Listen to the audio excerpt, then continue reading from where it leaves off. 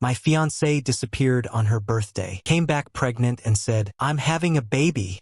My fiancée disappeared on her birthday. She returned the next morning and said, "I'm an adult. I don't need to report my whereabouts to you." I replied, "Fair enough." Then I showed her the Instagram story her friend posted of them at a 5-star resort with guys, and she realized she was tagged. Look, I'm not the kind of guy who needs to know where my girlfriend is every second of the day. We're both adults. We have our own lives. But when your fiancée straight up vanishes on her birthday without a word and strolls back in the next morning like nothing happened, yeah, we're going to have a conversation. Let me back up. My fiancée, ex-fiancée now, obviously, is named Rachel. Was named Rachel. Still is, I guess. Whatever. We'd been together 3 years. Engaged for 6 months. Wedding planned for October. Deposits paid, invitations ordered, the whole thing. Things had been weird for about 2 months before this happened. She'd gotten really close with her coworker Jenna. Like suspiciously close. Every weekend was brunch with Jenna, or spa day with Jenna, or girls' night with Jenna. I didn't think much of it at first. She's allowed to have friends. I'm not one of those controlling dudes. But then the spending started. We had a joint account for wedding expenses. We'd both been contributing. I put in about $18,000 over 6 months. She put in maybe $4,000. Whatever. I make more. Not a big deal. The account was supposed to be for venue, catering, photographer, all that stuff. Except balance kept dropping faster than it should. I check it every few weeks. We budgeted $35,000 for the wedding. Should have had about $22,000 in there. Instead, we had $11,000. I asked Rachel about it. She said she'd been paying for wedding stuff. Dress alterations, shoes, hair trial, makeup trial, bridesmaid gifts. Okay, fine. Reasonable expenses. But $11,000 in 2 months for that stuff? I pushed back. That seems high. Can you show me the receipts? I have them in a spreadsheet. I'll send it to you. When? This weekend. Weekend came and went. No spreadsheet. I asked again Monday. She said she forgot. Asked again Wednesday. She got defensive. Why are you interrogating me? You don't trust me with money? I just want to see where $11,000 went. And I told you I'll show you. Stop nagging me. Red flag. But I figured I'd wait for her birthday and sit down and go through it together. Give her one more chance to be transparent. That conversation never happened. Then came her birthday, May 15th. She turned 28. I planned a nice dinner. Made reservations at this Italian place she loves. Bought her a necklace she'd been eyeing. Nothing crazy, like $800. Wrapped it nice. Had flowers delivered to her office. She seemed off all day, texting constantly, smiling at her phone. When I asked what was up, she said, "Nothing, just excited for tonight. We were supposed to meet at the restaurant at 7 p.m. I got there at 6:50. Waited. 7 o'clock came and went. 7:15, 7:30. I texted her, "Where are you?" No response. Called. Straight to voicemail. Called again. Voicemail. By 8 p.m. I was worried, like genuinely concerned something had happened. I called her sister. Hadn't heard from her. Called her mom. Nothing. I called Jenna. "Oh, Rachel's fine. She's just having fun with us. She'll text you later." And she hung up. What? Having fun with us? It's her birthday dinner with me, her fiancé. I sat in that restaurant for another 20 minutes looking like an idiot before I paid for my water and left. If you're enjoying this story so far, please hit that subscribe button and leave a like. I want to know, what would you have done in this situation? Drop your thoughts in the comments below. Now back to the story. Drove home. She wasn't there. Her car was still in the driveway though, which was weird. I checked the house. Some of her stuff was gone. Overnight bag, makeup, the nice dress she bought last week. Okay, so she planned this. She didn't forget. She deliberately ditched me. I texted her again. "Rachel, I'm worried. Please let me know you're safe." Nothing. I tried calling Jenna again. Blocked. I didn't sleep. Spent the whole night alternating between worried and angry. Mostly angry. Around 8:30 the next morning, I heard a car pull up. Door opened. Rachel walked in. She looked fine. Not hungover, not upset. Just fine. Actually, she looked great. Hair done. Makeup perfect. Same dress from last night, but somehow not wrinkled. "Hey," she said, like nothing happened. "Where were you?" "Out." "Out where?" "You disappeared on your birthday. You missed our dinner. You didn't answer your phone." "I was worried sick. I was with Jenna and some friends. It's my birthday. I wanted to have fun." By ditching me without a word, she dropped her bag on the floor. "Look, I'm an adult. I don't need to report my whereabouts to you." I just stared at her. "Fair enough," I said. She blinked. "What? You're right. You're an adult. You don't owe me an explanation." "Oh, okay, good." She seemed surprised I wasn't pushing back. I'm going to shower. Before you do that, I found something interesting on Instagram. What? I'd actually found it at 3 a.m. when I couldn't sleep. I'd been scrolling through Instagram, checking if anyone had posted anything about Rachel, her friends, her coworkers, anyone. That's when I saw Jenna had posted a story. I don't even follow Jenna, but Rachel does, and I was looking at her following list, clicking through profiles. Jenna's story, posted at 11:17 p.m. the previous night. First slide, champagne glasses clinking. Caption, birthday behavior. Second slide, group shot in what looked like a hotel lobby. Fancy marble floors, crystal chandeliers. Rachel front and center, huge smile. Third slide, the one that made my blood boil. Video, Rachel, Jenna, and 2 other girls at a bar. Music playing. They're dancing, drinks in hand. And 3 guys, well-dressed, confident. One of them, tall, dark hair, expensive watch, had his arm around Rachel's waist. She was laughing, leaning into him, her hand on his chest. The location tag, the Grandview Resort and Spa, and Rachel was tagged in it at Rachel.Morrison. I screenshot everything immediately. Stories only last 24 hours, and I needed proof in case she tried to deny it. Now, I pulled out my phone, opened Instagram, pulled up the screenshots. This, I said, showing her the first image. She squinted at it. That's just. I swiped to the next one. The group shot. This. Her face was starting to change, going from defensive to concerned. I swiped to the video. Hit play. She watched herself on screen, watched the guy's arm around her, watched herself looking like she was having the time of her life. Her face went white. When did you? This morning. Jenna posted it on her story around 11 p.m. last night. You're tagged in it, which means all your followers can see it, including me, including your mom, including everyone we sent save the dates to. Her hand went to her mouth. Oh my God. I can explain. Can you? We just went for drinks. That's it. At the Grandview Resort, 2 hours away. That requires an overnight stay, which explains why you're just now getting back. We got a room, yes, but nothing happened. Who are those guys? Just friends of Jenna's. Friends who pay for 5-star resort rooms? Silence. Let me guess. They paid for everything. Rooms, drinks, dinner. What does that matter? It matters because you ditched your fiancé on your birthday to go party with strange men at an expensive resort. They're not strange. Jenna knows them. I don't know them. You never mentioned them. And you're in that video looking real comfortable with one of them. It's not what it looks like. Then what is it? She didn't have an answer. Here's what I think, I said. I think you and Jenna have been doing this for a while. These girls' nights that cost hundreds of dollars. The spa days at places we can't afford. All of it funded by guys you meet up with. That's not. Check your bank account. What? I pulled up our joint account on my phone. Showed her the transaction history. May 3rd, $450 charged to your credit card at Elevation Lounge. That's a club downtown. Bottle service minimum. May 10th, $380 at Azure Spa. That's not a regular spa. That's the kind of spa with champagne service and luxury facials. April 28th, $620 at some restaurant I've never heard of. I scrolled through 2 months of charges. Thousands of dollars. Where did this money come from, Rachel? I've been saving. Nonsense. You make $52,000 a year. Your half of rent is $900. Car payment is $340. Student loans are $280. That's not even counting food, gas, utilities. There's no way you have thousands of dollars to blow on spa days and bottle service. She was panicking now. I could see it. Who's paying for this? Asked. No one. Rachel, do these guys pay for everything when you and Jenna go out with them? Long pause. Sometimes. In exchange for what? Nothing. Just company. They like having attractive women around when they're out. It makes them look good. So you're a paid companion? I am not. You're taking money and gifts from men in exchange for your company. That's paid companionship, Rachel. It's not like that. Then explain it to me, because from where I'm sitting, my fiancé has been lying to me for months, spending money we don't have, ditching me on her birthday to go party with rich guys at expensive resorts. Help me understand how that's not exactly what it looks like. She sat down on the couch, put her head in her hands. It started as just fun. Jenna's friend knew these guys. They're finance guys or something. They offered to pay for dinner if we'd hang out with them. It wasn't a big deal. When? Like 3 months ago? 3 months. Right around when the weird behavior started. And it escalated from there? They started inviting us to nicer places. Clubs, resorts, trips. They'd pay for everything. Felt nice being spoiled. By men who aren't your fiancé. You don't spoil me like that. I bought you an $800 necklace yesterday. I planned a birthday dinner. I've been saving for our wedding. I know, but what? I don't make enough? I'm not exciting enough. It's not about you. It's absolutely about me. You chose to lie to me. You chose to spend time with other men. You chose to take their money. You chose to ditch me on your birthday. She was crying now. I'm sorry. I made a mistake. Multiple mistakes over 3 months. I stood up, went to our bedroom, grabbed her overnight bag that she just brought back, brought it to the living room. What are you doing? You need to leave. Jake, no. This relationship is over, Rachel. We can fix this. I'll stop seeing them. I'll block Jenna. You should have done that 3 months ago, before you decided random rich guys were more important than your fiancé. I made a mistake. You made dozens of mistakes. You lied to me. You betrayed my trust. You took money from our wedding fund. I didn't. The account is down $11,000. Rachel, where did it go? She didn't answer. I checked the statements this morning. 6 withdrawals over 2 months. All cash. $3,000, $2,500, $2,500, and 2 at $1,000 each. Exactly $11,000. It's our money. That was earmarked for the wedding. A wedding you apparently don't care about. That's not true. Then why did you steal from it? Why did you blow it on bottle service and designer bags while I've been working overtime to save for our future? She had no answer. Pack your stuff. You're staying somewhere else tonight. This is my apartment too. No, it's not. You're not on the lease. You've been living here rent-free because I covered everything. Legally, I'd have to give you 30 days notice to move out, but I'm asking you to leave now voluntarily. You can stay at your sister's, your mom's, wherever, but I don't want you here. Where am I supposed to go? Call Jenna. I'm sure one of her rich friends will put you up. Or call your sister. But you're not staying here. You can't just kick me out. I'm not kicking you out. I'm asking you to leave. If you refuse, I'll start a formal eviction process tomorrow. Either way, this is over. Your choice how difficult you want to make it. She started crying harder. Jake, please. You need to leave. Now. She packed, took her stuff. Her sister picked her up an hour later. The moment she left, I called our wedding venue. Hi, I need to cancel a wedding. The venue coordinator, nice lady named Patricia, picked up. Oh no, I'm so sorry to hear that. Can I ask what happened? Relationship ended. It's not happening. I understand. Let me pull up your contract. Typing sounds. Okay, so you're booked for October 12th. That's 5 months out. According to our cancellation policy, cancellations more than 90 days in advance forfeit the deposit but incur no additional fees. How much is the deposit? $3,500.